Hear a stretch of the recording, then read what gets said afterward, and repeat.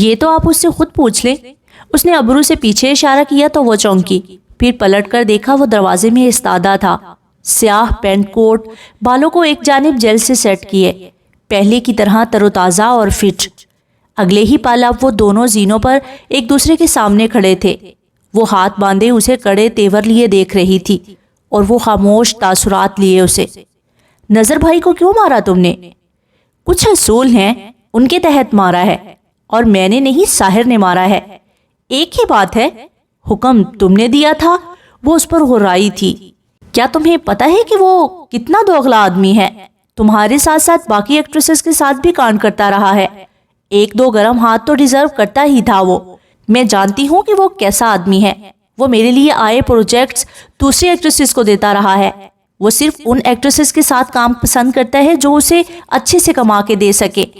ہم میں سے ہر انسان اپنا نفع نقصان دیکھ کر کام کرتا ہے۔ اگر انہوں نے ایسا کر لیا تو کیا گناہ کیا؟ وہ اس کی بات پر حیران ہوا تھا۔ یہ جانتی تھی؟ ہاں، میں جانتی ہوں کہ کون کیسا ہے۔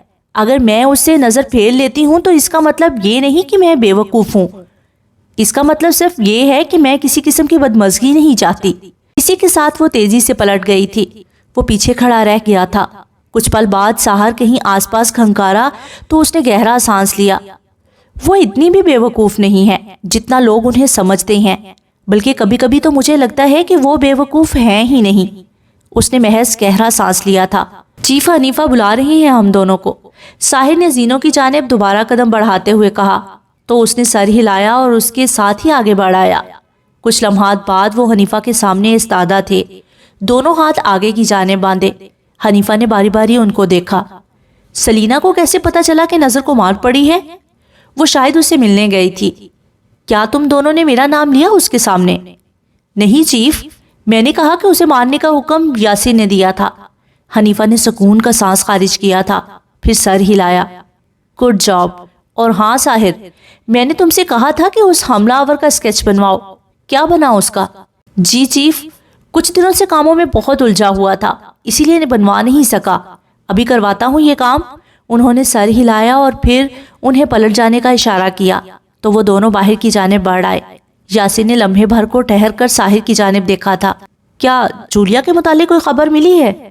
نہیں، لیکن شاید آج اس کا مینیجر کچھ اقدام کرے۔ اس نے گہرا سانس لیا اور پھر آگے بڑھ آیا۔ ایک پل کو ٹھہر کر کام کرتے شیر کی جانب دیکھا۔ شیر، کیا تم مجھے موعد کے فری آورز کے بارے میں معلوم کر کے بتا سکتے ہو؟ لیپ ٹاپ پر ٹائپ کرتے شیر نے سر ہلا کر حکم کی تعمیل کی تھی۔ وہ اب سامنے رکھی فائلز میں موجود تمام ایکٹریسز کی تصاویر کو پھر سے دیکھ رہا تھا۔ پزل کا کون سا ٹکڑا کہاں سے غائب تھا بھلا؟ مراد کے آفس پہ گہری خاموشی چھائی ہوئی تھی۔ وکیل کے انکشاف پر ان سب مردوں کا سانس پل بھر کو خشک ہو گیا تھا۔ اس نے انہی خشک آنکھوں سے شہید کی جانب دیکھا تھا۔ ساتھ بیٹھا عمر بھی خاصا چونکا ہوا لگتا تھا۔ ایک پل کے لیے کوئی کچھ نہیں بولا تھا۔ پرائے آدمی کی بیٹی ہمارے کاروبار میں 33% شیئرز کی مالک ہے اور ہمیں پتہ ہی نہیں تھا، اس نے چنگھاڑ کر کہا تھا۔ سب کو گویا سانپ سونگھ گیا تھا۔ ان کے سب سے چھوٹے بھائی احسن علی نے اپنے شیئرز سلینا کے نام کر دیے تھے، لیکن وہ کچھ اصولوں کے تحت مراد اور شہیر پر آشکار نہیں کیے گئے تھے۔ یقیناً وہ اپنے بھائیوں کی بدنیتی سے واقف تھے۔ انہوں نے سلینا کا مستقبل محفوظ رکھنے کے لیے ان شیئرز کو اس کے نام کر دیا تھا۔ وہ دنیا کے کسی بھی کونے میں ہوتی، کوئی اس سے ان شیئرز کی ملکیت نہیں لے سکتا تھا۔ مراد کا بس نہیں چلتا تھا، آفس کی ہر شے الٹ دیتا۔ جائیداد کے بٹوارے پر وکیل نے یہ بات کھول دی تھی کہ ان 33% شیئرز پر ان میں سے کسی کا حق نہیں تھا جب تک وہ سلینا سے قانونی طور پر ان شیئرز کے کاغذات پر دستخط نہیں کروا لیتے، تب تک وہ اس حق سے دستبردار رہیں گے۔ وہ لڑکی، کیا وہ یہ بات جانتی ہے؟ شاید نہیں۔ اگر اسے علم ہوتا تو وہ ہم سے ان شیئرز کے حصے کو لینے کی بات ضرور کرتی۔ شہیر بھی اتنا ہی شوق تھا جتنے باقی سب۔ مراد نے صوفے کے ہتھے پر اپنے ناخن گاڑ لیے تھے۔ اس کا چہرہ سرخ ہو کر دہک رہا تھا۔ اس لڑکی کو یرغمال بنا کر لاؤ، اپنے کسی بیٹے سے اس کی شادی کرواؤ۔ میں اپنے پیسے باہر نہیں جانے دے سکتا۔ میں نے اس کاروبار کے لیے دن رات محنت کی ہے۔ وہ ضبط کھو کر بولا تھا۔ لمحے بھر کے لیے سب کے چہرے سفید ہوئے تھے۔ شادی؟ وہ بھی اس لڑکی سے؟ ہاں، شادی کرواؤ اس سے، شیئرز لو اور طلاق منہ پر مارو اس کے۔ وہ حکم جاری کر کے کھولتا ہوا اٹھ کھڑا ہوا تھا۔ اس نے سمجھا تھا کہ شاید وہ ان دونوں ماں بیٹی کو اپنے گھرانے اور کاروبار سے نکال چکا تھا، لیکن وہ غلط تھا. وہ تو آج بھی ان کے ساتھ اس کاروبار میں برابر کی حصے دار تھی. اس کے دل میں اپنے مرحوم بھائی کے لیے غبار سا ابلنے لگا. شام گہری ہو گئی تھی. کلینر کی بتیاں روشن تھیں. آفس کا دروازہ کھل کر بند ہونے کی آواز ابھری. معید نے پرسکون سا چہرہ اٹھا کر آنے والے کو دیکھا. لمحے بھر کو اس کی بھوری آنکھوں میں ہلکی سی حیرت بھی ابھری تھی. وہ اب کرسی کھینچ کر اس کے سامنے بیٹھ رہا تھا. ریسیپشن کے سامنے لگی بڑی سی LED پر ایک خبر نشر کی جا رہی تھی. اس کی تیز آواز معید کے آفس کے اندر تک آ رہی تھی. کیسے آنا ہوا؟ کیا تمہارا زخم ٹھیک ہے؟ معید نے پوچھا تھا. اس کی سرمئی آنکھوں کا بے تاثر سا تاثر اگلے ہی پل بڑھ گیا تھا. تمہیں کیسے پتا چلا کہ میں زخمی ہوں؟ ٹھنڈا سا استفسار کیا تھا. تم غلط بندے کے پاس آئے ہو یاسر. میں وہ نہیں ہوں جسے تم ڈھونڈ رہے ہو. اس کی بھوری آنکھیں انتہائی ٹھنڈی تھیں. پھر وہ کرسی پر پیچھے ہو بیٹھا. میں یہ بات پروو کر سکتا ہوں کہ میں وہ نہیں ہوں جسے تم ڈھونڈ رہے ہو. باہر لگی LED پر خبر نشر کی جانے لگی. جولیا اینڈرسن اغوا کی جا چکی ہیں. نہ صرف یہ بلکہ گلیمر ایجنسی کی بہت سی ایکٹریسز بھی پچھلے عرصے سے غائب ہیں. اس خبر کو میڈیا سے پس پردہ رکھا گیا کیونکہ ایجنسی اپنی ساکھ بچانا چاہتی تھی. پولیس سے تفتیش پر معلوم ہوا کہ یہ کیس انڈر کور طور پر سالو کیا جا رہا ہے. اس کی تحقیقات کو پوشیدہ رکھا گیا تھا. معید نے آواز کی سمت اشارہ کیا. یہ جو بھی کر رہا ہے وہ میں نہیں ہوں یاسر عالم. وہ بالکل ساکت پتلیاں لیے اس کے ہاتھوں کی جنبش کو دیکھ رہا تھا. اسے یکدم عجیب سا احساس ہوا تھا. اسی پہر ایجنسی کے نچلے فلور پر موجود ساحر اپنے کیبن میں موجود ہدایات دیتا حملہ آور کا اسکیچ بنوا رہا تھا. ٹی وی لاؤنج میں بڑا جوان سلینا مظہر کا چہرہ اس خبر کو سن کر سفید ہوا تھا. اتنا سفید گویا اسے خون کا آخری قطرہ تک سینچ لیا گیا ہو. وہ بس ابھی ایوننگ شوٹ سے واپس آ کر لاؤنج میں بیٹھی ہی تھی. اسکیچ بالکل آخری مراحل میں تھا. نچلے فلور کی بتیاں گل تھیں. بس ساحر کے کیبن کی ایک بتی روشن تھی. حملہ آور کو OCD ہے یاسر عالم. غالب گمان یہی ہے کہ سمرین رضا کا قتل بھی اسی حملہ آور نے کیا ہے. پولیس اور تحقیقاتی ٹیمز میں بے چینی واضح طور پر دیکھی جا سکتی ہے. کرمنل پروفائلرز کا کہنا ہے کہ قاتل سائیکوپیتھ ہے. خبر اب تک نشر کی جا رہی تھی. اسے OCD ہے. وہ ہر کام بار بار کرنے کا عادی ہے. وہ بار بار اپنے ہاتھوں کو دھونے کا عادی ہے. اس کے ہاتھوں کی جلد بہت زیادہ دھوئے جانے کے باعث بری طرح متاثر ہوئی ہے. وہ ایک ایسا شخص ہے جس کے ہاتھ بدصورت ہیں. اور میرے ہاتھ؟ وہ لمحے بھر کو ہلکا سا مسکرایا تھا. اسکیچ مکمل ہو گیا تھا. ساحل لمحے بھر کو پیچھے ہوا. ایک نظر ماسک کے پیچھے سے جھانکتی ان آنکھوں کو بغور دیکھا. آنکھیں سکیڑ کر چند لمحات کے لیے دیکھتا رہا. یک لخت ہی اس کی ریڑھ کی ہڈی سنسنائی تھی. میرے ہاتھ کبھی بدصورت نہیں تھے. میرے ہاتھ ہمیشہ سے خوبصورت تھے. وہ اسی طرح آنکھیں چھوٹی کیے اسے دیکھتا رہا تھا. اس نے بدصورت ہاتھ کہیں دیکھے تھے. اس نے کھردرے ہاتھ کہیں دیکھے تھے. اسے یہ ہاتھ یاد تھے. لیکن کہاں؟ ساحر بنا پل کے جھپکے ان آنکھوں کو دیکھ رہا تھا. اور اب تم دیر کر رہے ہو. تم جانتے ہو کہ وہ کون ہے. وہ اٹھ کر باہر کی جانب بھاگا تھا. ساحر کے ماتھے پر ڈلا ہر پل ڈھیلا پڑ گیا تھا. اس پر آشکار ہوا تھا کہ وہ آنکھیں کس کی تھیں. وہ آنکھیں اتنی جانی پہچانی کیوں تھیں؟ یہ آنکھیں ماہر نفسیات جیسی ضرور تھیں لیکن وہ ماہر نفسیات کی آنکھیں نہیں تھیں. وہ اس رات جولیا کو اپنے کندھے پر ڈالے اس زندان کے سیاہ زینے عبور کر رہا تھا. اس نے لمحے بھر کو چہرہ اٹھایا تو اس کی آنکھیں واضح ہوئیں. ہلکے بھورے رنگ کی آنکھیں، غیر انسانی سی. یہ وہی لڑکا تھا جس کے بازو پر جلے دل کا ادھورا سا نشان کندہ تھا. یہ وہی لڑکا تھا جسے سلینا نے ایک بار جوتے دیے تھے. مصطفیٰ حسن کا سب سے لاڈلا اور چھوٹا بیٹا شیر حسن. اس کا چہرہ ٹھنڈا تھا، بالکل کسی ماہر نفسیات کے چہرے کی طرح. لیکن وہ ماہر نفسیات کا چہرہ نہیں تھا. کیبن کے دروازے میں استادہ یاسر نے ٹھہر کر ساحر کی پشت دیکھی تھی. وہ اسکیچ کے سامنے بالکل ساکت ہوا کھڑا تھا. ایک پل کے لیے اس نے پلٹ کر یاسر کو دیکھا. اس کا چہرہ بھی اتنا ہی سفید تھا. وہ حملہ آور کوئی اور نہیں، ان کے ساتھ پچھلے کچھ مہینوں سے کام کرتا شیر حسن تھا. بے تاج بادشاہ جسے خوبصورت لڑکیوں کو اپنی بیویاں بنانے کا بے حد شوق تھا. وہ بچپن سے ہی بہت عجیب سا تھا. گلیوں میں موجود بلیوں کو قتل کر کے سیاہ تھیلوں میں باندھ کر پھینک دیا کرتا تھا. اسے قتل کرنا فیسینیٹ کیا کرتا تھا. مصطفیٰ حسن نے اس کی عادتوں سے نگاہیں پھیر لی تھی لیکن جب وہ جنونی حد تک پاگل ہونے لگا تو اسے کسی ماہر نفسیات کو دکھانا ہی پڑا. اس کا ایمپٹی ٹیسٹ 0% آیا تھا. وہ ہمدردی جیسے جذبے کو کبھی محسوس نہیں کر سکتا تھا۔ وہ ہمدردی اور انسانیت سے عاری پیدا کیا گیا تھا۔ وہ اور معید حسن سگے بھائی تھے۔ معید اس کے پاگل پن کو دیکھتے ہوئے بڑا ہوا تھا۔ وہ اس گھر سے بھاگ جانا چاہتا تھا، لیکن اسے اپنے بھائی کے ساتھ رہنا تھا، اسے اپنے بھائی کو ٹریٹ کرنا تھا۔ وہ اسی لیے ماہر نفسیات بنا تھا، لیکن ماہر نفسیات بننے کے بہت عرصے بعد اسے اندازہ ہوا تھا کہ وہ شیر حسن کو کبھی ٹریٹ نہیں کر سکتا تھا۔ وہ سائیکوپیتھ ہونے کے ساتھ ساتھ سوشیوپیتھ بھی تھا۔ اس سے کسی بھی قسم کی انسانیت کی توقع کرنا بیکار تھا۔ اس نے اپنے راستے مصطفیٰ اور شیر سے الگ کر لیے تھے۔ بہت عرصے تک شیر منظر عام سے غائب رہا۔ اسے مصطفیٰ نے باہر بھیج دیا تھا، لیکن جب وہ پلٹا تو مزید جانور بن چکا تھا۔ بات اب بلیوں کے قتل سے نکل کر انسانی قتل تک آ چکی تھی۔ اسے اپنا ذہن پرسکون رکھنے کے لیے انسانی خون کی ضرورت ہوا کرتی تھی۔ زبیر اینڈ سنس کے چھوٹے بیٹے کے ساتھ اس نے پارٹی آرگنائز کی اور اس میں جھانسے سے سلینا کو بلایا۔ وہ سلینا سے obsessed ہوتا جا رہا تھا۔ وہ اسے باقاعدہ طور پر سٹاک کر رہا تھا۔ وہ بس کسی طرح سے اسے اپنی ملکیت بنانا چاہتا تھا، لیکن وہ تھی کہ ہاتھ نہیں آتی تھی۔ نہ صرف سلینا بلکہ وہ ہر خوبصورت ایکٹریس کے ساتھ obsessed ہوتا جا رہا تھا۔ اسے کسی بھی طرح وہ سب اپنے لیے چاہیے تھی۔ وہ بچپن میں پڑھی ایک کہانی کو ریکریٹ کرنا چاہتا تھا۔ وہ خود کو وہ بادشاہ بنانا چاہتا تھا جو اپنی بیویوں کو بغیر کسی وجہ کے قتل کر دیا کرتا تھا۔ اس نے سلینا کا مستقبل تباہ کر دیا تھا تاکہ وہ اس کے بلانے پر اس کے پاس آ سکے، لیکن ایسا نہیں ہوا۔ سلینا منظر عام سے غائب ہو گئی تھی۔ اس نے اسے مختلف پیغامات بھیج کر دھمکایا، لیکن وہ شاید اس کی بات نہیں سمجھ رہی تھی۔ پھر اس نے ایک انتہائی گھناؤنا لاہ عمل ترتیب دیا۔ اس نے سلینا کی توجہ لینے کے لیے اس کے آس پاس موجود خوبصورت ایکٹریسز کو اغوا کیا اور ساتھ ہی مصطفیٰ کی مدد سے ایجنسی بھی جوائن کر لی۔ وہ زیادہ سے زیادہ اس کے قریب رہنا چاہتا تھا۔ اس نے چند ڈوریاں ہلائیں اور پھر سلینا کو ایجنسی لانے میں کامیاب ہو گیا۔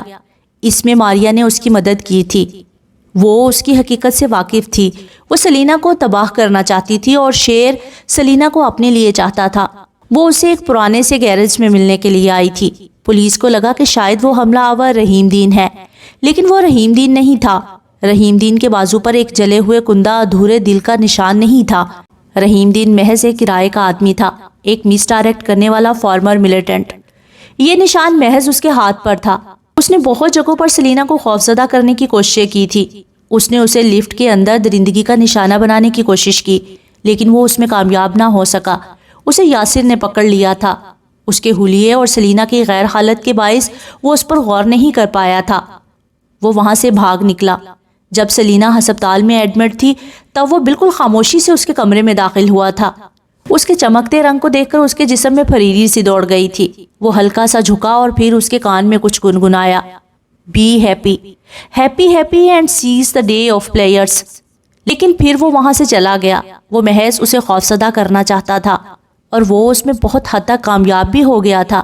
پھر اس نے سلینا کو زینوں پر نشانہ بنایا، لیکن اسی پہر معید حسن چلا آیا اور اسے پرے دھکیلا۔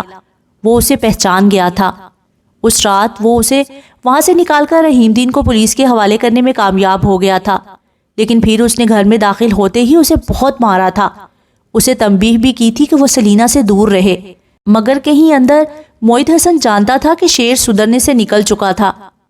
اسی بدلے کے لیے اس نے معید کے آفس میں اپنا ہتھیار رکھ دیا تھا، ایک بھاری بھرکم ہتھوڑی، جس سے اس نے سمرین رضا کو بے دردی سے قتل کیا تھا۔ وہ اسے قتل نہیں کرنا چاہتا تھا، وہ خوبصورت تھی۔ وہ اسے اپنی بیوی بنا کر اذیت کا نشانہ بنانا چاہتا تھا، لیکن پھر پولیس نے ایک تحقیقاتی ٹیم تشکیل دی تھی تاکہ اسے پکڑ سکیں۔ اس کے جرائم یکسانیت کا شکار ہونے لگے تھے۔ اسے تحقیقاتی ٹیم کو مس ڈائریکٹ کرنا تھا اور اسی لیے اس نے اپنے مخصوص پیٹرن کی بجائے دوسرے انداز سے سمرین رضا کو قتل کر دیا تھا۔ اس نے پولیس کو کنفیوز کرنا تھا اور وہ اس نے کر دیا تھا، لیکن ڈپریشن ہر پل گہرا ہوتا جا رہا تھا۔ وہ بچپن سے ہی ڈپریشن کا مریض تھا۔ معید حسن یہ بات جانتا تھا، اسی لیے اس نے یاسر اور سلینا کو بتایا تھا کہ قتل گاہ پر سرمئی اور گہرا نیلا رنگ موجود ہوگا۔ اس نے غصے سے اپنی انگلیاں چبا لی تھیں۔ اس کا دشمن کوئی اور نہیں، اس کا اپنا بھائی ہی تھا۔ وہ اسے اپنے باپ کی وجہ سے سیدھا پولیس کے حوالے نہیں کر سکتا تھا، اسی لیے اس نے یاسر کو مختلف طریقوں سے بتانے کی کوشش کی تھی، لیکن وہ بے وقوفوں کی طرح معید پر ہی شک کرنے لگا تھا۔ اس رات وہ بہت ہنسا کیونکہ وہ بہت خوش تھا۔ یاسر معید پر شک کر رہا تھا۔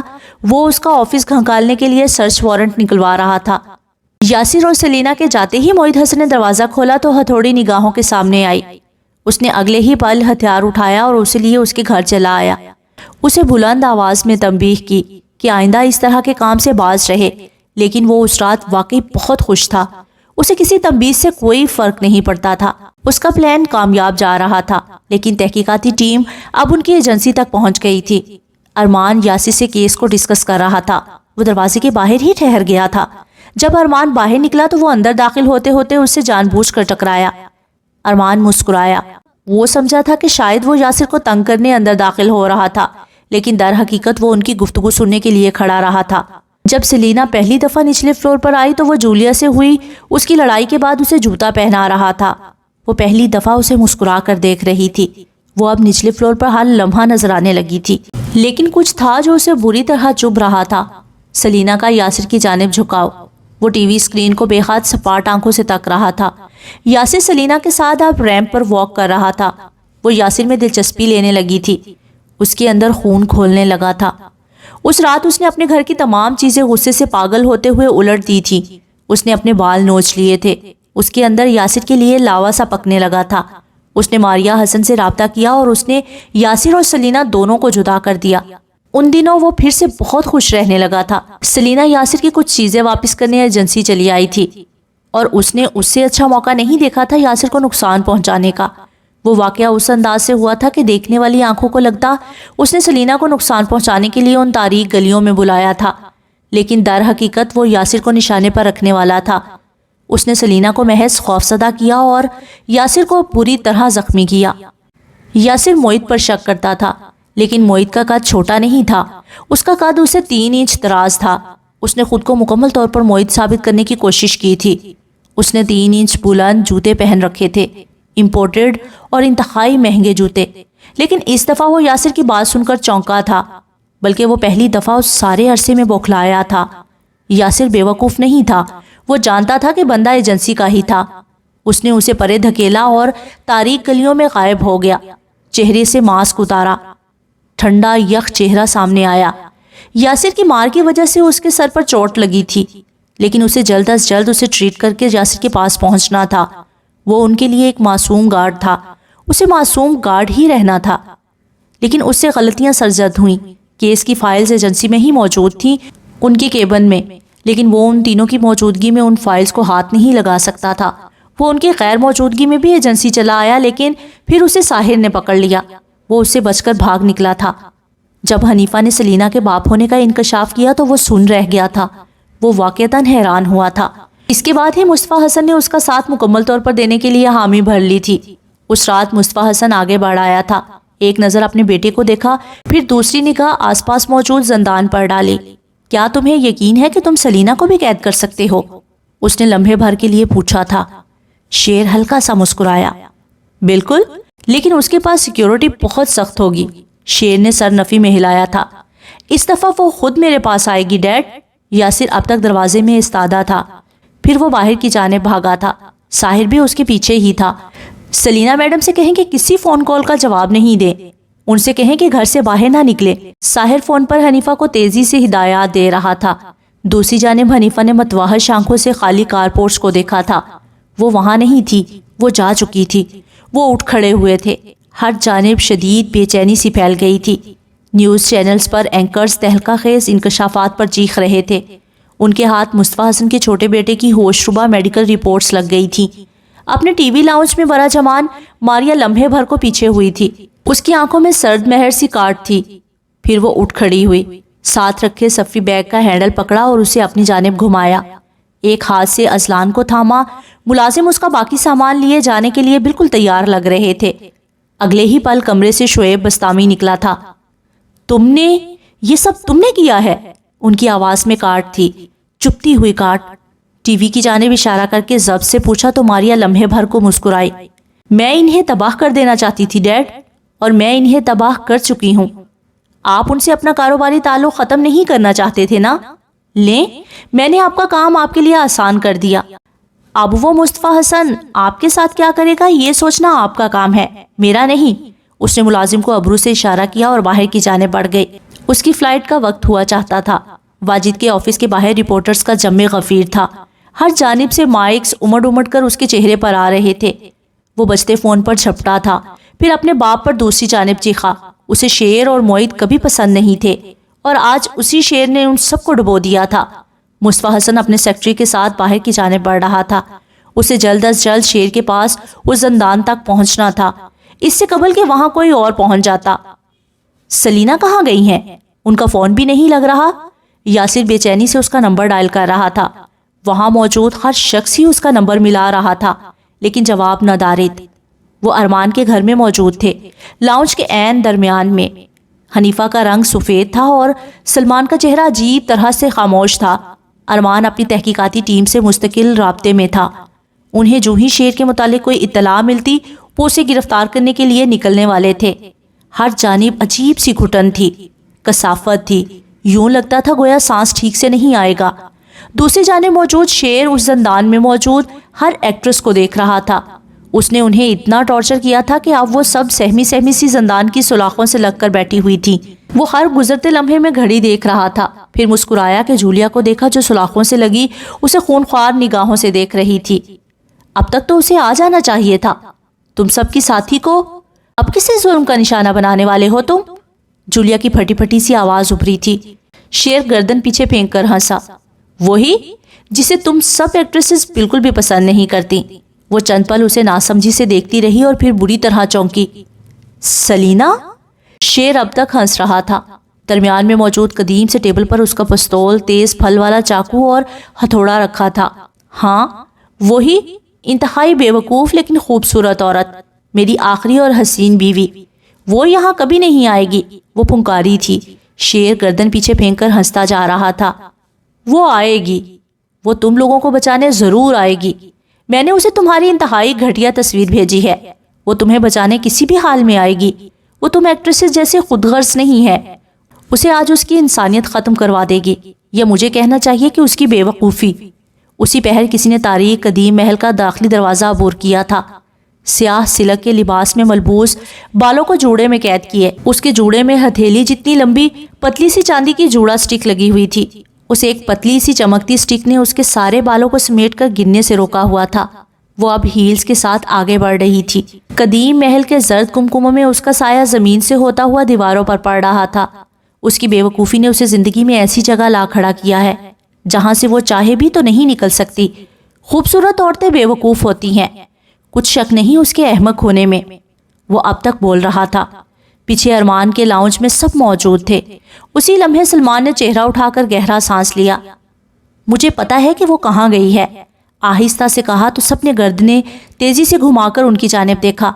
یاسر نے انہیں دیکھا اور پھر دیکھتا رہا۔ اس کے ماتھے پر ڈلا ہر بل ڈھیلا پڑتا گیا۔ کیا مطلب بابا؟ کہاں گئی ہیں وہ؟ ارمان تیزی سے آگے ہوا تھا۔ سلمان نے ایک نگاہ یاسر اور حنیفہ کے سفید چہروں پر ڈالی تھی۔ اس نے اپنی لوکیشن ایک لمحے پہلے ہی بھیجی ہے مجھے۔ انہوں نے موبائل میں موجود پیغام یاسر کے سامنے کیا تھا۔ اس نے ہاتھ نہیں بڑھایا، وہ بس خاموش چپتی آنکھوں سے سلمان کو تک رہا تھا۔ سیاہ لباس میں موجود لڑکی آگے بڑھ آئی تھی۔ وہ اب زندان کو جاتے زینے عبور کر رہی تھی۔ اس کی ہیل کی ٹک ٹک پر بہت کچھ لمحے بھر کو ساکت ہوا تھا۔ ایکٹریس سلاخوں تک اٹھائی تھی۔ شیر کی چلتی زبان ٹھہر گئی تھی۔ سب نے چہرے گھما کر یکبارگی آنے والے کو دیکھا تھا۔ بادشاہ کی کہانی مکمل نہیں ہوئی تھی۔ بادشاہ کی کہانی میں ایک بہت اہم پزل تھا جو شیر نے حل نہیں کیا تھا۔ وہ کہانی کا ایک ایسا حصہ تھا جسے وہ نظر انداز کر گیا تھا۔ وہ ریلنگ تک بڑھ آئی تھی۔ اب وہ قدیم بیلوں سے ڈھکی اس ریلنگ پر ہاتھ پھیرتی نیچے اتر رہی تھی۔ اس کی آنکھیں شہد رنگ تھی، بالکل بالوں کے رنگ جیسی۔ مشہور تھا کہ وہ احمق ترین اداکارہ تھی، لیکن یہی تو وہ حصہ تھا جو شیر سے مس ہو گیا تھا۔ یہی تو وہ پوائنٹ تھا جو لوگ اس کے بارے میں غلط انداز سے سمجھتے تھے۔ حنیفہ کے لاؤنج میں استادہ یاسر برف ہوتا جا رہا تھا۔ ایک لمحہ لگا تھا اسے سمجھنے میں کہ وہ کہاں چوکا تھا۔ کیا تم جانتے ہو شیر کہ کہانی بادشاہ کی شادیوں پر ختم نہیں ہوتی، نہ کہانی اس کے قتل پر ختم ہوتی ہے؟ وہ سکون سے کہتی آگے بڑھ رہی تھی۔ شیر اسے ناسمجھی سے دیکھتا بالکل آہستہ سے اٹھا تھا۔ وہ جانتی تھی، وہ ہمیشہ سے جانتی تھی کہ شیر ہی وہ بے تاج بادشاہ تھا۔ سلمان نے کہا تو حنیفہ بے دم سے صوفے پر گرے۔ اس نے کیا کہا تھا آپ سے؟ اس نے پوچھا۔ آواز بے حد کھردری تھی۔ سلمان نے تھوک نگل کر اسے دیکھا تھا۔ اس نے کہا تھا کہ میں وہاں اس سے ملنے ضرور جاؤں گی کیونکہ یاسر مجھے ہر حال میں بچانے آئے گا، وہ تمہارا انتظار کر رہی ہوگی۔ اور اس نے اگلی کوئی بات نہیں سنی تھی، وہ باہر کی جانب بھاگا تھا۔ اس کے پیچھے ہی ساحر تھا۔ ارمان اب لوکیشن پر تحقیقاتی ٹیم کو پہنچنے کی ہدایات تیزی سے دے رہا تھا۔ وہ انہیں ایمرجنسی گرفتاری کا کہہ رہا تھا۔ وہ اب پوری قوت سے ڈرائیو کر رہا تھا۔ اس کے ماتھے پر پسینہ تھا، آنکھیں سپاٹ تھی۔ بادشاہ کی ایک آخری بیوی تھی جس نے ان تمام پچھلی بیویوں کے زندان کے دروازے کھول کر انہیں آزاد کیا تھا، جس نے دنیا کو یہ بتایا تھا کہ بادشاہ ایک ظالم قاتل تھا، اور جس نے بادشاہ کی کہانی کا اختتام کیا تھا۔ بادشاہ کی کہانی اس آخری بے وقوف بیوی کے بغیر مکمل نہیں ہوتی شیر حسن۔ وہ اب تک آگے بڑھ رہی تھی، اس کے اور شیر کے درمیان موجود فاصلہ سمٹتا جا رہا تھا۔ کئی راتوں پہلے ایک سایہ دوسرے سائے سے کہہ رہا تھا کہ جنہوں نے اسے تباہ کیا تھا وہ انہیں تباہ کر دینا چاہتی تھی۔ وہ سایہ سلمان اور سلینا کا تھا۔ Be happy, happy happy and says the day of players. وہ آگے بڑھتے ہوئے رابرٹ فراسٹ کی نظم کارپیڈیم کا پہلا مصرع گنگنائی تھی۔ شیر کا چہرہ یوں تھا گویا خون کا آخری قطرہ تک سینچ لیا گیا ہو۔ اسے کسی بات پر یقین نہیں آیا تھا، اسے اپنی سماعت، اپنی بصارت، کسی چیز پر یقین نہیں آ رہا تھا۔ لمحے کے 1000ویں حصے میں اسے سمجھ آیا تھا کہ وہ دھر لیا گیا تھا۔ لمحے کے 1000ویں حصے میں اسے اندازہ ہوا تھا کہ وہ گھیر لیا گیا تھا۔ پیچھے وہ شیر کے ساتھ ہنس رہی تھی، اسے نئے جوتے دے رہی تھی، اس سے یاسر کے متعلق پوچھ رہی تھی، اسے مسکرا کر دیکھ رہی تھی۔ وہ سب کچھ جانتی تھی، وہ اسے بہت پہلے سے جانتی تھی۔ اسے زبیر اینڈ سنس کا وہ چھوٹا بیٹا نہیں بھولا تھا جس کے ساتھ مل کر شیر نے اسے ڈرگز دی تھی۔ وہ اس کے پیچھے تب سے لگا تھا۔ اگلے ہی پل شیر نے درمیانے ٹیبل پر رکھا تیز دھار چھرا جھپٹا تو سلاخوں سے لگ کر کھڑی ایکٹریسز کی چیخیں بلند ہوئیں۔ سلینا نے بھی بجلی کی تیزی سے اپنے جوڑے میں اٹکی وہ سٹک کھینچ کر نکالی تھی۔ اس کی تیز نوک چاندی کی مانند چمک رہی تھی۔ بال کھل کر پشت پر یک لخت ہی بکھر گئے تھے۔ اس کی شہد رنگ آنکھیں اتنی سپاٹ تھیں کہ حد نہیں۔ تم نے مجھے تباہ کرنے میں کوئی کسر نہیں چھوڑی تھی۔ اس کی آنکھیں زد سے گلابی ہوئی تھیں، دانت جمے ہوئے تھے۔ شیر بس اسے بھونچکا ہوا دیکھ رہا تھا۔ میں تمہیں بتانے آئی ہوں شیر حسن کہ یور گیم از اوور۔ وہ تنہا اس پل پر کھڑی تھی، بالکل تنہا۔ اس کی آنکھوں میں اس سیاہ رات تلے بہت سے آنسو چمک رہے تھے۔ وہ رو نہیں رہی تھی، وہ آسانی سے نہیں رویا کرتی تھی۔ اسے اپنے آنسو روکنے میں مہارت حاصل تھی۔ وہ ایک ایکٹریس تھی، ایک ماہر اداکارہ، جس نے ایک زندگی قربان کر کے دوسری زندگی حاصل کی تھی، اور اب وہ اسی زندگی سے ہاتھ دھونے جا رہی تھی۔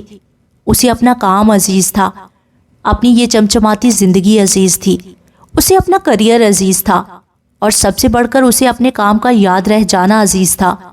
لیکن اب سب کچھ جیسے ریت کا بھربھرا سا ڈھیر بنتا جا رہا تھا، گرنے کو بےتاب، گر کر فنا ہونے کے لیے تیار۔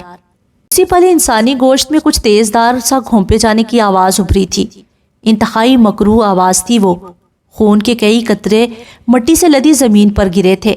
اس نے اپنی نوکیلی چاندی کی سٹک شیر کے بازو میں پوری قوت سے کھونپی تھی، اور شیر نے اسی پل اپنا تیز دھار چھرا اس کے پیٹ میں کہیں اندر کھونپ دیا تھا۔ ایکٹریسز کی دلدوز چیخیں بلند ہونے لگی تھی۔ باہر سے پولیس کی گاڑیوں کے سائرن کی آوازیں ابھری، دروازے کھل کر بند ہونے کی آوازیں، بھاگتے قدموں کی آوازیں۔ وہ پاگلوں کی طرح اس زندان نما محل کے اندر داخل ہوا تھا، پولیس کی بھاری نفری کے ساتھ۔ اس کے ہاتھ سے سٹک چھوٹ کر گری تھی، اس کی آنکھ سے ایک آنسو بھی ٹوٹ کر گرا تھا۔ خون اب تک ٹپک رہا تھا۔ شیر اپنے بازو سے نکلتے خون کو بمشکل ہاتھ سے دباتا دوسری جانب بھاگا تھا۔ عجیب شور ہنگامہ سمجھ گیا تھا ہر جانب۔ ایکٹریسز بلند آواز سے رو رہی تھی، گریہ ازاری کر رہی تھی، بین کر رہی تھی۔ ان کی ایک ساتھی ان سب کو بچانے کے لیے اپنی زندگی سے ہاتھ دھونے جا رہی تھی۔ وہ گری نہیں، اس نے لڑکھڑا کر ساتھ موجود ٹیبل کو تھام لیا تھا، ایک ہاتھ زخم پر بھی رکھا۔ چھرا اب تک اندر کھبا ہوا تھا، اس کی بصارت دھندلا رہی تھی، اس کی سماعت ماند پڑتی جا رہی تھی۔ وہ زینے اتر رہا تھا تیزی سے، یوں گویا وہ اپنے پیروں تلے ان زینوں کو رون دینا چاہتا ہو۔ زینوں کے پار ریلنگ موجود تھی۔ وہ اب نشیب میں بنے زینوں تک آیا اور سلینا کو دیکھ کر بس ایک پل کے لیے لڑکھڑایا۔ قریب تھا کہ وہ زمین پر بری طرح آ گرتی، لیکن وہ بھاگ کر اس تک پہنچ گیا تھا، اسے گرنے نہیں دیا۔ سلینا نے بند ہوتی آنکھوں سے اسے دیکھا، اس کی آنکھوں میں بہت آنسو تھے۔ خون سے لت پت ہاتھ لیے اس نے یاسر کا کوٹ مٹھی میں جکڑ لیا تھا۔ اہلکار اب تیزی سے نیچے اترتے زندان کے دروازے کھول رہے تھے۔ کوئی شیر کو پکڑنے دوسری جانب بھاگا تھا، لیکن اس ساری افراتفری میں وہ اسے لیے بیٹھا رہ گیا تھا۔ مجھے پتا تھا تم آؤ گے۔ آنسو ڈھلکا اور پھر گردن بھی ایک جانب لڑک گئی۔ قدیم زندان کی ظالم کہانی اپنے اختتام کو پہنچی تھی بالآخر۔ اس کہانی کے آغاز اور اختتام پر محض خون ہی خون تھا۔ اس کے خون سے یاسر کی سفید ڈریس شرٹ سرخ ہو رہی تھی۔ اس نے اسے ہاتھ میں اٹھایا اور پھر اس افراتفری سے اسے لیے باہر کی جانب بڑھایا۔ اس کے قدم متوازن تھے اور ہاتھوں میں ہلکی سی لرزش تھی۔ اسے کھو دینے کا خیال جان نکال رہا تھا اس کے قدموں سے۔ کیا آپ میری مدد کریں گے سلمان سر؟ وہ اسے لیے آگے ہی آگے بڑھ رہا تھا۔ وہ شیر کو تمام ثبوتوں کے ساتھ پکڑنا چاہتی تھی۔ وہ اس موقع کو ضائع نہیں کرنا چاہتی تھی، لیکن اس لاہے عمل میں اسے ایک محافظ کی ضرورت تھی۔ اس نے سلمان کی مدد سے یاسر کو اپنے لیے استعمال کیا تھا۔ وہ لوگوں کے درمیان سے اسے نکال لایا تھا، لیکن اسے کہیں درمیان میں یاسر سے محبت ہو گئی تھی، جو کہ اس کے لاہے عمل کا حصہ ہرگز نہیں تھا۔ اور گارڈ جان گیا تھا کہ وہ ایکٹریس کے ہاتھوں استعمال کیا گیا ہے، لیکن عجیب تھا کہ وہ اسے اپنے بازوؤں میں لیے آگے ہی آگے بڑھ رہا تھا۔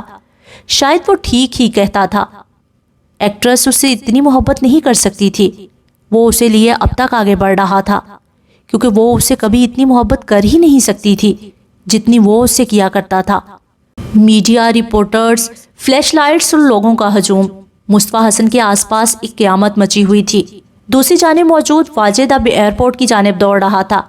ازلان اور ماریا کے ملک چھوڑنے کی اطلاع پر وہ ہر ایمرجنسی پر لعنت بھیجتا یہاں چلا آیا تھا، لیکن اس نے دیر کر دی تھی۔ ماریا اور ازلان کو گئے ہوئے کئی گھنٹے ہو چکے تھے۔ اس نے وہیں کھڑے کھڑے اپنے بال نوچ لیے تھے۔ وہ اپنے پلانز میں اتنا مصروف تھا کہ اسے اندازہ ہی نہ ہو سکا کہ ماریا نے اس کی تباہی کا سامان کر لیا ہے۔ مصطفیٰ حسن نے اپنے سیکرٹری کو آنکھ سے اشارہ کیا تو کئی باڈی گارڈز نے رپورٹرز کے جمع غفیر کو پرے دھکیلا۔ وہ اپنے سیاسی عملے کے ساتھ آفس کی جانب بڑھ آیا، پھر دروازے کے باہر ٹھہر کر ان سب کو اشارہ کیا تو وہ چھٹ گئے۔ وہ اس وقت تنہا رہنا چاہتا تھا۔ اسے کچھ سوچنا تھا اس سارے میس سے نکلنے کے لیے، اور تنہائی سے بہتر فی الحال اس کے پاس کوئی راستہ نہیں تھا۔ وہ اندر آ کر اپنی جھولتی کرسی پر بڑا چمان ہو گیا۔ چند پل سر کرسی کی پشت سے ٹکائے وہ گہری سوچ میں غرق رہا۔ یکا یک فون بجا تو اس نے ہاتھ آگے بڑھا کر اٹھا لیا۔ اسلم، مجھے کسی سے نہیں ملنا فی الحال۔ لیکن پھر وہ دوسری جانب کی بات سن کر چپ سا ہو گیا تھا، ساتھ ہی گہرا سانس لیا اور پھر سر ہلایا۔ بھیج دو اندر۔ کچھ پل بعد کسی کے قدموں کی چاپ سنائی دی، متوازن اور ٹھہری ہوئی چال۔ آفس کا دروازہ ہلکا سا بجا اور پھر کوئی اندر داخل ہوا۔ اس نے لمحے بھر کو سر اٹھا کر دیکھا تھا۔ سامنے حنیفہ استادہ تھے۔ ان کا چہرہ حد درجہ سفید تھا، آنکھوں میں زخمی سا تاثر لیے وہ اسے ہی دیکھ رہے تھے۔ مصطفیٰ نے کرسی سے ٹیک لگا کر ایک پل کے لیے ٹائی کی گرہ ڈھیلی کی تھی۔ چہرے پر ہلکا سا اضطراب بھی تھا جسے وہ ضبط کیے بیٹھا تھا۔ اس کے انداز کا ازلی سکون خاصا متزلزل لگ رہا تھا۔ آؤ حنیفہ، بہت دیر کر دی تم نے آتے آتے۔ اس نے ساتھ ہی کسی اچھے میزبان کی طرح سامنے موجود کرسی کی جانب اشارہ کیا تھا۔ حنیفہ اسی خاموشی سے آگے بڑھ آئے۔ لیکن وہ بیٹھے نہیں، وہ یہاں بیٹھنے نہیں آئے تھے۔ کیا میری بیٹی تمہاری بیٹی نہیں تھی مصطفیٰ؟ کیا ہم کسی وقت میں دوست نہیں تھے؟ ان کی آواز میں زخم سا تھا۔ وہ انہیں چہرہ اٹھائے چند پل دیکھتا رہا، انہیں دوبارہ بیٹھنے کو کہا تک نہیں۔ وہ میری بیٹی نہیں تھی حنیفہ، وہ میرے رقیب کی بیٹی تھی۔ وہ میری بیٹی کیسے ہو سکتی تھی؟ کیا تم بھول گئے کہ شگفتہ نے مجھے دھتکار کر تم سے شادی کی تھی؟ کیا تمہیں لگتا ہے کہ میں دشمنیاں بھول جانے والا انسان ہوں؟ ہم کبھی دوست تھے۔ انہوں نے آگے بڑھ کر غصے سے دونوں ہاتھ ٹیبل پر رکھے تھے۔ مصطفیٰ متاثر ہوئے بغیر اسے دیکھ رہا تھا۔ ہم دوست تھے حنیفہ، ہم دوست ہیں نہیں۔ اچھا نہیں کیا تم نے میرے ساتھ۔ تم نے اپنے دل کی پرانی خلش کا بدلہ میری بے قصور بیٹی سے لیا ہے، بجائے اس کے کہ تم اپنے پاگل بیٹے کو ایسے کسی بھی کام سے باز رکھتے۔ تم نے اس کی مدد کی، تم نے اسے ایسے گھناؤنے کام پر ابھارا، تم نے اس کی تصحیح نہیں کی۔ تم اس جرم میں برابر کے شریک ہو۔ تم کورٹ میں کچھ ثابت نہیں کر سکتے۔ یہ وقت بتائے گا، میں تمہیں ہر عدالت میں گھسیٹوں گا۔ ایسی گھٹیا ساکھ کے بعد لوگ تمہیں یا تمہارے بیٹے کو ووٹ دینے سے بھی خوفزدہ ہو جائیں گے۔ تمہارا سیاسی کریئر ختم ہو چکا ہے مصطفیٰ حسن۔ اور میں اس بات کو یقینی بناؤں گا کہ تمہارا بیٹا اور تم آئندہ کسی لڑکی کی زندگی کو جہنم نہیں بناؤ۔ وہ اگلے ہی پل پلٹے اور تیزی سے باہر نکلتے چلے گئے۔ مصطفیٰ حسن نے لمحے بھر کو بند ہوتے دروازے کی جانب دیکھا اور پھر گہرا سانس لیا۔ اسے یک لخت ہی کثافت سی محسوس ہونے لگی تھی۔ آفس کی بلند و بالا عمارت کے باہر گاڑیاں، رپورٹرز اور کئی لوگ موجود تھے۔ عجیب افراتفری سی تھی ہر جانب۔ انہی گاڑیوں کے درمیان پولیس کی گاڑیوں کا سائرن بھی بجنے لگا تھا۔ باہر نکلتے حنیفہ نے لمحے بھر کو ٹھہر کر دیکھا تھا۔ پولیس کی بھاری نفری اب تیز قدموں کے ساتھ مصطفیٰ حسن کے آفس کی جانب بڑھ رہی تھی۔ رپورٹرز میں یکدم ہی ایک نئی خبر ملنے کی پرجوش سی خوشی دوڑ گئی تھی۔ انہی افسران کے درمیان انہیں ارمان بھی دکھائی دیا تھا۔ وہ بھی اسی تیزی سے ساتھ موجود افسر سے بات کرتا عمارت کے اندر داخل ہو رہا تھا۔ مصطفیٰ حسن کے سیکیورٹی گارڈز انہیں اندر داخل ہونے سے روک رہے تھے۔ عجیب شور ہنگامہ سا تھا۔ انہوں نے نظریں پھیری اور پھر آگے بڑھائے۔ انہیں اب محض اپنی بیٹی کی فکر تھی جو زخمی حالت میں ایمرجنسی میں ہسپتال پہنچائی گئی تھی۔ وہ اب اسی متوازن چال کے ساتھ چلتے اس شور ہنگامے سے دور ہوتے جا رہے تھے۔ انہیں اب اس میں سے کسی چیز میں کوئی دلچسپی نہیں تھی۔ ہسپتال کی راہداری بہت سرد تھی۔ رات کے اس پہر ہر جانب گہری خاموشی تھی۔ راہداری کی بہت سی بتیاں گل تھیں، اسی لیے مبہم سا اندھیرا بھی ہر جانب پھیلا ہوا تھا۔ حنیفہ اور سلمان راہداری میں استادہ تھے۔ پریشانی اور بے چینی تھی کہ سانسوں کے ساتھ ہر پل بڑھتی ہی جا رہی تھی۔ راہداری کے ایک طرف کرسیاں رکھی تھیں۔ حنیفہ اور سلمان شانہ بشانہ ان کرسیوں پر براجمان تھے۔ یاسر ان کے مخالف سمت میں کھڑا تھا، بالکل خاموش، بہت خاموش۔ سلمان نے ایک بے بس نگاہ اس پر ڈالی اور پھر حنیفہ کی جانب دیکھا۔ میں تمام غلط فہمیاں دور کر سکتا ہوں حنیفہ۔ ایک پل کے لیے انہوں نے چہرہ پھیر کر پرشکوہ نگاہوں سے سلمان کا چہرہ دیکھا تھا، پھر گہرا سانس لیا۔ میں فی الحال کوئی بات نہیں کرنا چاہتا سلمان، اور یاسر سے اس بارے میں بات کرنے کو تم بھول جاؤ۔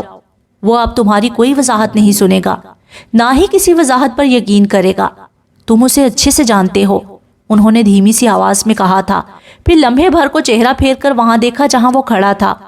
اس کی پیشانی پر بال بکھرے ہوئے تھے، ڈریس شرٹ کے 2 بٹن کھلے تھے اور اس پر خون کے دھبے بھی لگے تھے۔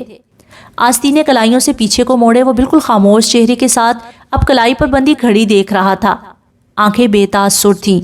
اسی پہر ڈاکٹرز باہر نکلے تو وہ تینوں ان کی جانب متوجہ ہوئے۔ سلمان اور حنیفہ بے ساختہ ہی اٹھ کر آگے بڑھ آئے تھے۔ اس کی بے تاثر آنکھوں میں لمحے بھر کو خوف سا ابھرا تھا۔ وہ خطرے سے باہر ہیں۔ یہ لفظ، یہ چند لفظ، بہت سی رکی سانسیں بحال ہوئی تھی۔ اس نے گہرا سانس لیا تھا۔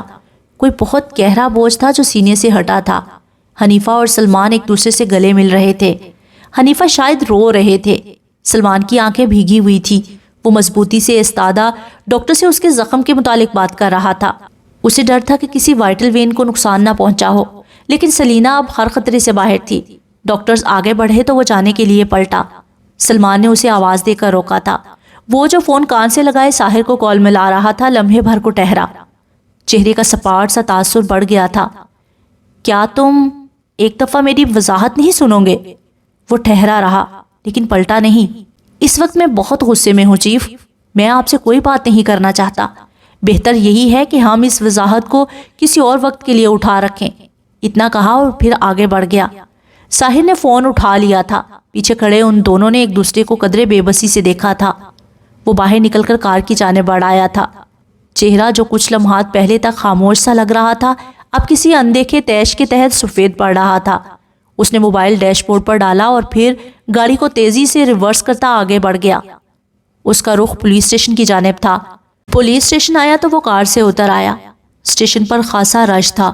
رپورٹرز کا، مصطفیٰ حسن کے سیکیورٹی عملے کا، معید اور واجد بھی موجود تھے۔ مصطفیٰ حسن کو بھی گرفتار کیا گیا تھا۔ شیر حسن کو عارضی لاک اپ میں رکھا گیا تھا۔ وہ اسی سپاٹ چہرے کے ساتھ اسٹیشن کے اندر بڑھ آیا تھا۔ ارمان جو سامنے موجود مصطفیٰ کے سیکیورٹی گارڈ سے بحث کر رہا تھا اسے دیکھ کر چونکا۔ ساحر جو شیر کے لاک اپ کے اندر کھڑا پولیس اہلکار کے ساتھ اسے تفتیش کر رہا تھا وہ بھی اسے دیکھ کر چونکا تھا، کیونکہ وہ کسی بھی جانب دیکھے بغیر لاک اپ کی جانب بڑھتا چلا جا رہا تھا۔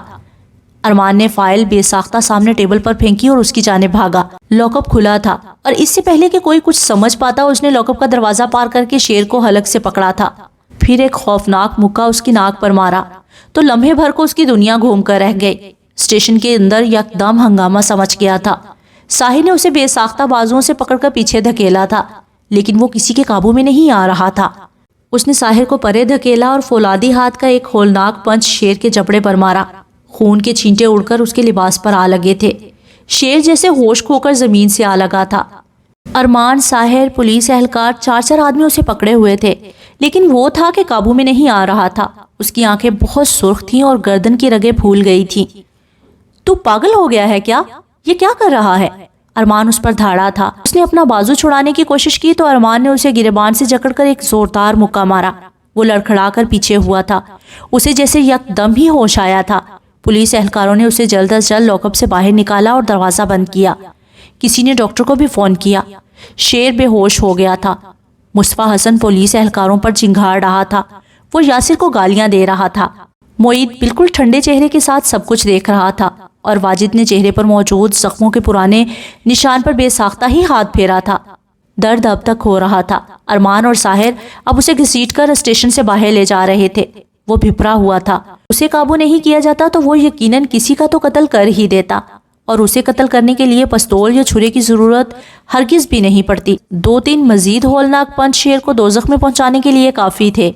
ساحر اور ارمان اسے بمشکل سنبھال کر باہر کی جانب بڑھ آئے تھے۔ ساحر کار سے ٹھنڈے پانی کی بوتل نکال کر لایا تو اس نے پانی گھٹا گھٹ حلق سے اتار لیا۔ وہ پسینے میں شرابور ہو رہا تھا۔ ارمان نے گہرا سانس لے کر بالوں میں ہاتھ چلایا تھا، پھر بینچ پر بیٹھے یاسر کو بے یقینی سے دیکھا۔ میرا بلڈ پریشر ہائی کر دیا ہے تم نے۔ تم تو کبھی غصے میں اپنے جذبات کو حاوی نہیں ہونے دیتے، اب کیا ہو گیا تھا تمہیں؟ وہ اس پر برس رہا تھا۔ یاسر کی حالت کچھ بہتر لگ رہی تھی۔ رنگت جو متغیر تھی اب کی بحال ہو رہی تھی، سانس بھی قدرے بہتر ہو گیا تھا۔ ساحر خاموشی سے ان دونوں کو دیکھ رہا تھا۔ جذبات تو حاوی ہوں گے نا، دوسری جانب سلینا ہے، ساحر نے کہا تو ارمان نے گہرا سانس لیا۔ مجھے پتا ہے کہ دوسری جانب وہ ہیں، میرا بھی شیر کو تختہ دار تک پہنچانے کا بہت دل کر رہا ہے، لیکن یہ پولیس اسٹیشن ہے، یہاں کارروائی ہوتی ہے جرائم کی، سزا نہیں۔ سزا دینا ہمارا کام نہیں ہے۔ مصطفیٰ حسن کوئی عام آدمی نہیں ہے، بلا وجہ اپنے سر پر مصیبت لینے کا کیا مطلب ہے؟ جب ہمارا کیس مضبوط ہے تو وہ جیل میں چکی پیسے گا، اس بات کو سب جانتے ہیں۔ وہ درست کہہ رہا تھا، لیکن یاسر نے کوئی جواب نہیں دیا۔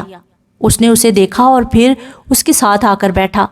میں جانتا ہوں کہ تم ہرٹ ہو، پلیز ارمان، وہ جیسے اکتایا تھا۔ پھر شدید بیزار نگاہ ان دونوں پر ڈالی اور اٹھ کھڑا ہوا۔ اگر کورٹ میں جج نے پوچھا کہ ملزم کے چہرے پر یہ زخم کے نشان کس چیز کے ہیں تو کیا جواب دیں گے ہم انہیں؟ اس کا لاپرواہ انداز دیکھ کر ارمان کو غصہ آیا تھا۔ کہہ دینا باڈی گارڈ نے سبجیکٹ کے دفاع میں مارا ہے اور وہ ملزم نہیں ہے، وہ مجرم ہے۔ میرے سامنے آئندہ اسے ملزم مت کہنا۔ وہ ہرٹ ہوا تھا، وہ واقعی ہرٹ ہوا تھا۔ شیر کو اس نے ہمیشہ اپنے چھوٹے بھائیوں کی طرح سمجھا تھا، سلینا کو اس نے ہمیشہ اپنے ساتھ مخلص سمجھا تھا، ماں کو اس نے ہمیشہ اپنے لیے حفاظت تصور کیا تھا، بابا کو اس نے ہمیشہ اپنے لیے نرم گرم سی آگوش سمجھا تھا۔ لیکن کیا ہوا؟ کیا فائدہ ہوا ان سب میں انویسٹ کرنے کا؟ ان سب انسانوں نے اسے دھوکہ دیا تھا۔ وہ پلٹ گیا تھا۔ پیچھے موجود ساحر اور ارمان نے بے بسی سے گہرا سانس لیا تھا۔ ماں نے بہت پہلے اس کی امید توڑ دی تھی، بابا اسے بہت جلدی چھوڑ کر چلے گئے تھے، سلینا نے اسے استعمال کیا تھا اور شیر نے اس کے بھروسے کا ناجائز فائدہ اٹھایا تھا۔ کیا وہ ٹھیک ہو جائے گا؟ وہ اسٹیشن کی حدود سے نکل کر جا چکا تو ساحر نے ہلکی سی آواز میں پوچھا۔ وہ تکلیف میں ہے، اسے ٹھیک ہونے میں وقت لگے گا۔ اسٹیشن کی حدود میں اب تک جہنمی شور موجود تھا۔ وہ دونوں بھی اٹھ کر اندر کی جانب بڑھ آئے تھے۔ سردار عالم کا پرسکون محل ویسے ہی کھڑا تھا، ٹھنڈا، سکنیت سے بھرپور، ٹھہرا ہوا۔ رات کے پہر گھر کے سنہری کمکمے روشن تھے۔ سبزہ زار پر خالی سفید کرسیاں موجود تھیں۔ داخلی دروازے کے باہر ایک سنہرا سا لالٹن نما بلب روشن تھا۔ لاؤنج، کچن، کمرے، ہر جانب خاموشی اور سکون سا پھیلا تھا۔ پھر کسی نے داخلی دروازہ دھکیلا اور تھکے قدموں سے اندر چلا آیا۔ سردار اس آہٹ کو پہچانتے تھے، اسی لیے وہ کچی نیند سے اٹھائے تھے۔ لمحے بھر کو ٹہر کر دیکھا۔ لاؤنج میں مبہم سی روشنی تھی، بالکل کسی غار کے سرے پر گرتے مدھم زرد سے نور کی مانند۔ یاسر؟ ان کی آواز در و دیوار سے ٹکرا کر پلٹ آئی تھی۔ وہ وہیں دروازے میں ٹھہرا رہا۔ یاسر بچے؟ اگلے ہی پل انہوں نے دیکھا کہ وہ قدم قدم چلتا آگے بڑھ رہا تھا، ان کی جانب آ رہا تھا، بالکل خاموشی سے۔ سردار اپنی جگہ ہی ٹھہرے رہے۔ وہ آگے بڑھا، اس کا چہرہ روشنی میں واضح ہوا۔ اس کی آنکھوں میں زخمی سا تاثر تھا، ہلکی سی گلابی نمی بھی تھی۔ سردار یکدم ہی پریشان ہوئے تھے۔ کیا ہوا ہے بچے؟ یہ ہاتھ کیسے زخمی ہوئے؟ सुधरोगे नहीं ना तुम? अभी कुछ दिनों पहले ही तो तुम्हारा जख्म ठीक हुआ है, ऐसे क्यों? लेकिन वो अगली बात मुकम्मल नहीं कर सके। वो आहिस्ता से आगे बढ़कर उनसे आ लगा था। उनके गिर्द अपने मजबूत बाजू लपेट चुका था, अपना चेहरा उनके कंधे पर रख चुका था। सरदार यकदम चुप हुए, बिल्कुल चुप। एक पुराना सा मंजर था जो निगाहों के सामने लहरा रहा था। वो सऊदीया से वापस आए थे। उन्होंने अपना बेटा खो दिया था। तब यासिर छोटा था। वो तब भी उन्हें देखकर वावेला करने की बजाय बेहद खामोशी से उनसे आ लगा था। तब वो हर्ट था। वो शायद आज भी हर्ट हुआ था। सरदार ने आहिस्ता से अपने बूढ़े हाथ उसके गिर्द हमाइल किए थे, फिर उसकी पुश्त को आहिस्तगी से सहलाया। वो आंखें बंद किए उनसे लगा रहा था। किसी ने हर्ट किया है मेरे बच्चे को? बेहद प्यार से पूछा। वो अपना रुखसार उनके कंधे पर रखे हुए था, जिससे मैंने कभी हर्ट होने की उम्मीद नहीं की थी। उतनी ही खामोशी से कहा, दादा को उसका नाम नहीं बताओगे? उसी मोहब्बत से पूछा, साथ साथ उसकी पुश्त भी सहला रहे थे। उनके ऐसे सहलाने पर उसे सुकून मिल रहा था। मैं आपका दिल उसकी तरफ से खराब नहीं करना चाहता। वो लम्हे भर को चौंके थे, आंखों में नासमझी सी उभरी थी। जिसने तुम्हें हर्ट किया मैं उसे क्यों पसंद करूंगा भला? आप उसे नापसंद नहीं कर सकते। क्यों भला? कोई भी उसे नापसंद नहीं कर सकता। लोग सिर्फ उससे मोहब्बत कर सकते हैं। उसके कहने पर वो एक बार फिर से चुप हो गए थे। वो अब तक उनसे लगा हुआ था। वो उनसे अलग नहीं होना चाहता था। आप मेरी जिंदगी में एक मुस्तकिल फिगर हैं दादा। आप वो वाहिद इंसान हैं जिनसे मैंने मोहब्बत की और उसने मुझे जवाबन तकलीफ नहीं पहुंचाई। मैं आपकी बहुत कदर करता हूँ। मैं आपसे बहुत प्यार करता हूँ। और सरदार का तो दिल ही पिघल गया था। कितनी दफ़ा चाहा था उन्होंने कि जैसे वो उससे अपनी मोहब्बत का इजहार करते रहते थे, वो भी जवाबी तौर पर यही करे। लेकिन वो ऐसा नहीं किया करता था। हमेशा मजाक उड़ाता या फिर उनसे झगड़ता रहता। उन्होंने नम आंखों के साथ गहरा सांस लिया था। आज जब उसने यूं आसानी से कह दिया था तो कितना अच्छा लग रहा था समात को उसका एतराफ़। कितना प्यारा लगता था उसके मुंह से अपने लिए ऐसे अल्फाज सुनना। लम्हे भर को उन्हें लगा गोया उनका बेटा उन्हें वापस मिल गया हो। दादा भी तुमसे बहुत प्यार करता है बच्चे। दादा तुम्हें देखकर जिंदा रहता है। तुम नहीं होते तो मैं शायद कब का कहीं मर खप गया होता। आखिर में वो हंसे तो उनसे लगा यासिर हल्का सा मुस्कुराया। उसने मुझे इस्तेमाल क्यों किया दादा? वो मुझे एक बार कहकर तो देखती। क्या मैं उसका साथ देने से मना कर देता? मैं उसे हर्ट कैसे कर सकता हूँ? मैं ऐसे इंसान को तकलीफ कैसे पहुंचा सकता हूँ जिसकी तकलीफ पर मैं सबसे ज्यादा अजियत का शिकार हो जाता हूँ? उसने कहा था। लहजे में शिकवा सा था। सरदार ने उसे दोबारा नाम पूछना मुनासिब नहीं समझा। अलबत्ता उन्होंने अपने हाथों की गिरफ्त उसकी पुश्त पर मजबूत कर दी थी। उसके पास जवाज होगा। हमें उसका जवाब सुने बगैर अंदाजे कायम नहीं करने चाहिए बच्चे। हो सकता है कि वो मजबूर हो। क्या मैं उसकी मजबूरी नहीं समझता? मैं इतना कम अकल तो कभी नहीं था। मैं जानता हूँ तुम समझ जाते। आगे वाले शख्स को तुम पर मजीद भरोसा करना चाहिए था। मुझे अब उससे कोई ताल्लुक नहीं रखना दादा। मुझे गैर इंसानी तरीके से इस्तेमाल करने वालों की मेरी जिंदगी में कोई जगह नहीं है। उसने कहा तो सरदार ने गहरा सांस लिया था। अगर तुम उसे एक शख्स से दिली तौर पर वाबस्ता हो तो तुम उसे कभी अपनी जिंदगी से निकाल नहीं सकते। उसने अपनी आंखें बंद की थी। दादा की वार्मथ उसके ठंडे से वजूद में मुंतकिल होती जा रही थी। हरारत के एहसास से उसका यख वजूद नरमी से पिघलने लगा था। तुम थके हुए हो यासिर। तुम्हें सोने की ज़रूरत है बच्चे। तुम्हें आराम की ज़रूरत है।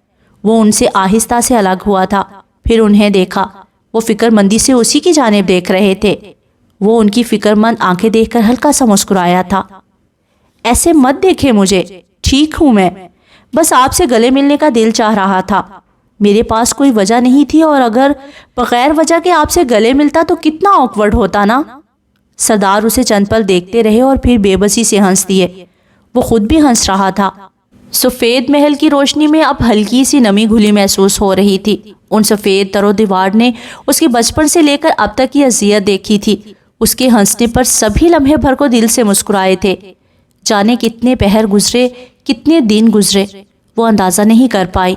वो हर बार उठने पर दोबारा खुद को गनूदगी में जाता महसूस करती थी। उसकी पलकें बेहद भारी थी। उसे दर्द सा हो रहा था। सांस लेने में कहीं तकलीफ सी उठ रही थी। वो अंदाज़ा नहीं कर पाई कि दर्द कहाँ हो रहा है। एक तकलीफ थी जो सांस के साथ हो रही थी। रगों में चुभन बर्पा कर देने वाली तकलीफ थी वो। ایسے جیسے گوشت میں کوئی تیز دھار چھرا کھونپ کر نکالے جانے کی تکلیف۔ وہ اتنی اذیت ناک حالت تھی کہ اکثر اس نے نیم غنودگی میں بھی خود کو تکلیف سے روتے ہوئے محسوس کیا تھا۔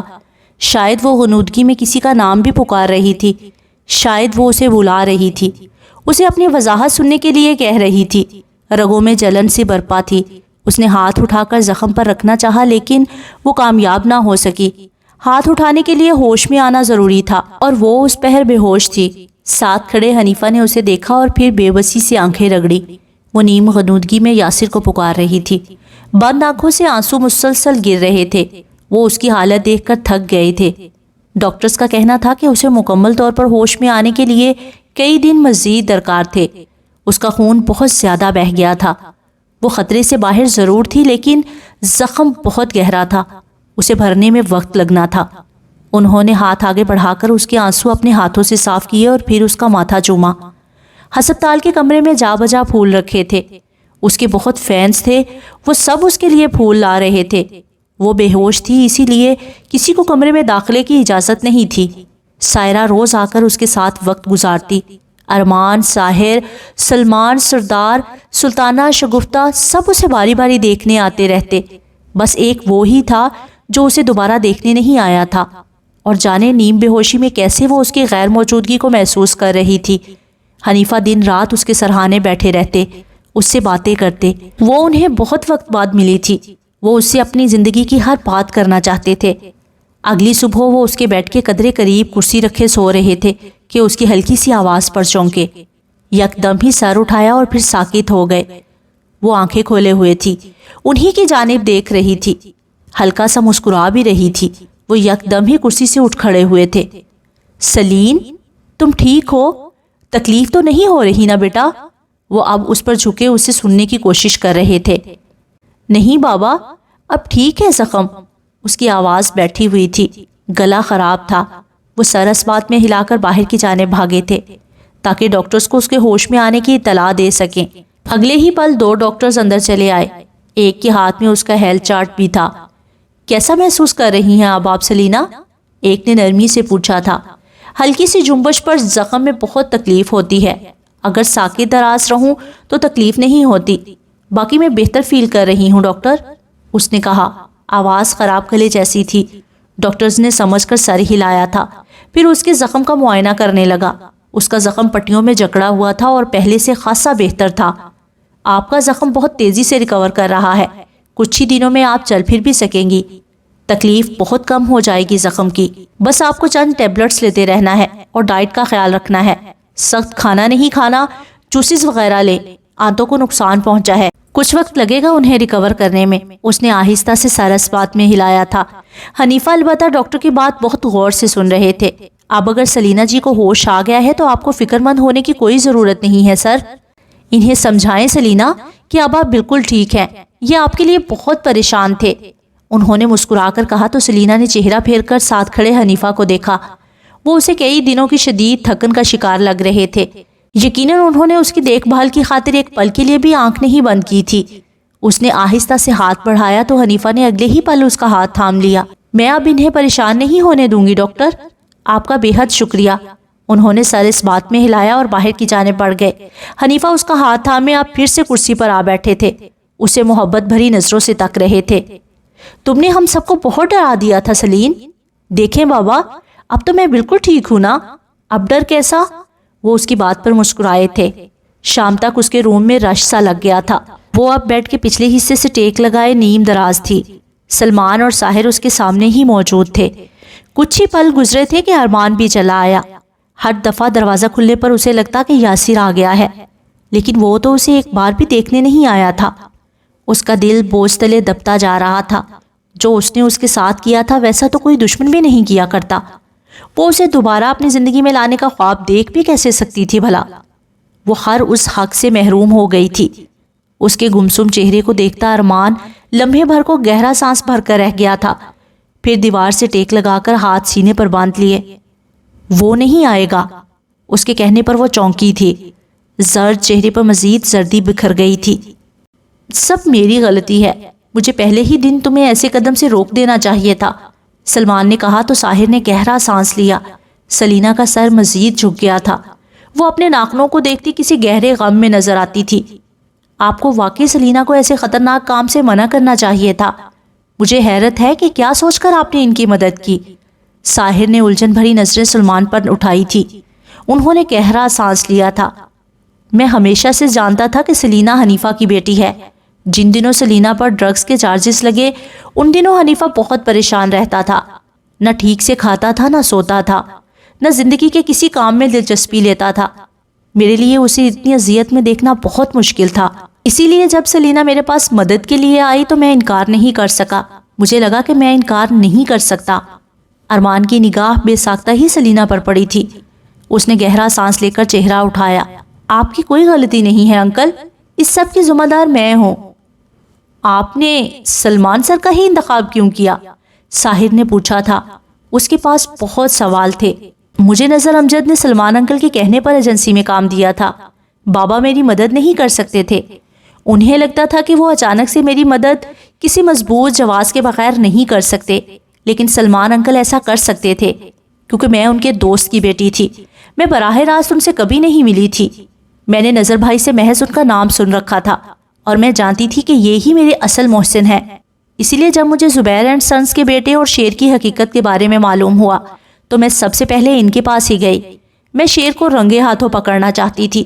وہ بہت بارسوخ سیاسی فیملی سے تعلق رکھتا تھا۔ اگر اسے رنگے ہاتھوں نہیں پکڑا جاتا تو وہ کبھی پولیس کے ہاتھ نہیں آتا۔ اس کا باپ اسے ملک سے باہر بھیج دیتا یا پھر کہیں غائب کروا دیتا۔ اس شخص نے میری زندگی تباہ کی تھی۔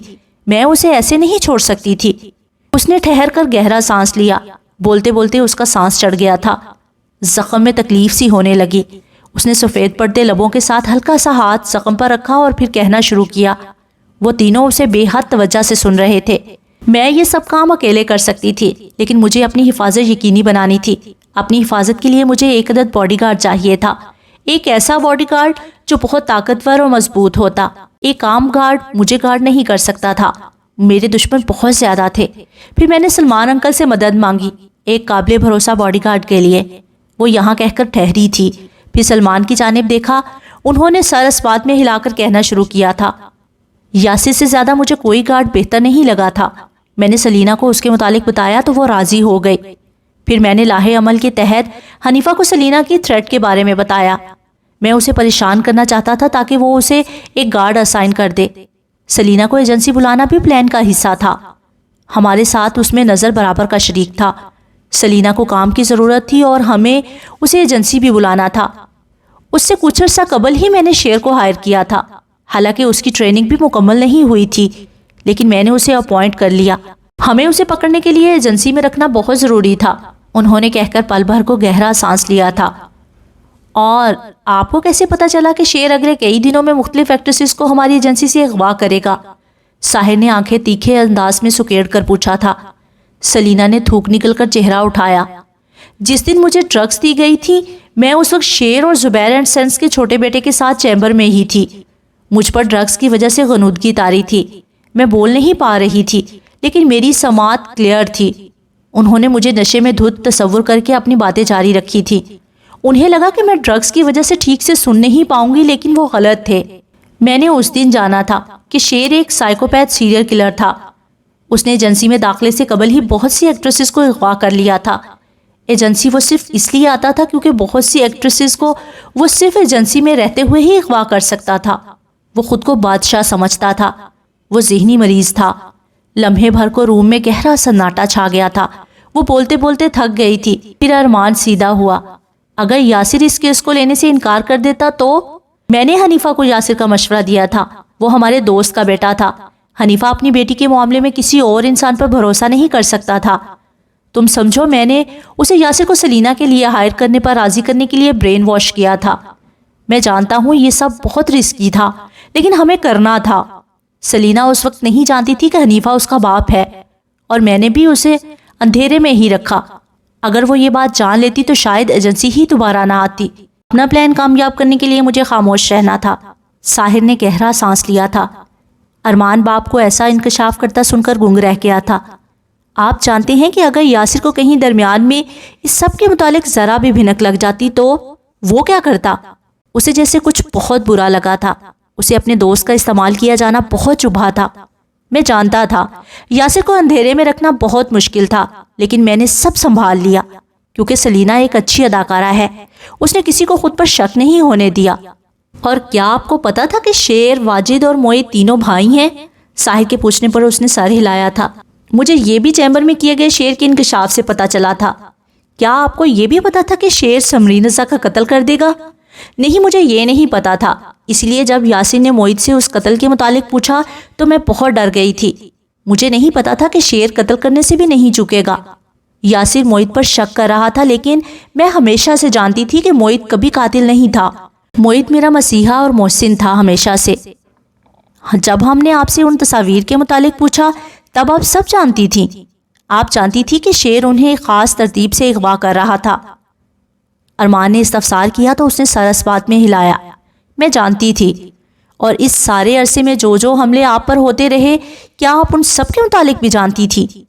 میں بس اتنا جانتی تھی کہ مجھ پر یہ حملے ہوں گے، کب، کیسے، کہاں، کون کرے گا، مجھے اس سب کے بارے میں کچھ نہیں پتا تھا۔